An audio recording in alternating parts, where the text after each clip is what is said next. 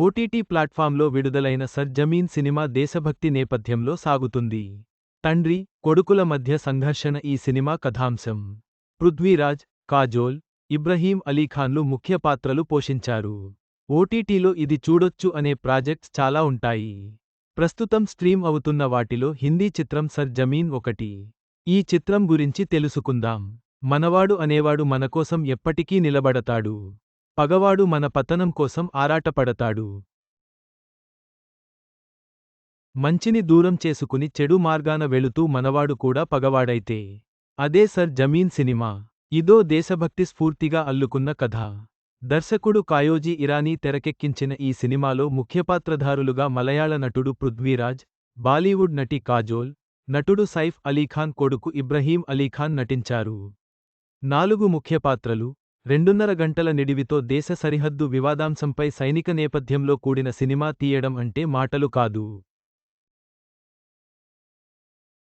ఈ సినిమా స్క్రీన్ప్లేతో ప్రేక్షకుడిని ఉర్రూతలూగించారు దర్శకుడు.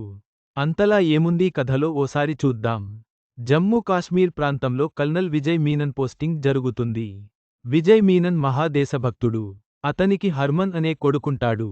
దేశమా, ప్రాణమా అంటే నిర్మొహమాటంగా దేశం అని ఎంచుకునే రకం విజయ్. ఈ విషయంలోనే తన తండ్రి విజయ్ పై ద్వేషం పెంచుకుంటాడు హర్మన్. పైగా తను భయస్థుడు కూడా. ఓసారి తీవ్రవాదుల ఘర్షణలో హర్మన్ను టెర్రరిస్టులు కిడ్నాప్ చేస్తారు. తమ ముఖ్య అనుచరుడిని విడిపించాలని. లేదంటే నీ కొడుకుని చంపేస్తామని టెర్రరిస్టులు విజయ్ని హెచ్చరిస్తారు. ఇవన్నీ పట్టించుకోకుండా తాను బంధించిన టెర్రరిస్టులపై కాల్పులు జరుపుతాడు విజయ్. ఆ తరువాత విజయ్, అతని భార్య మెహర్ తమ బిడ్డ చనిపోయాడని భావిస్తారు.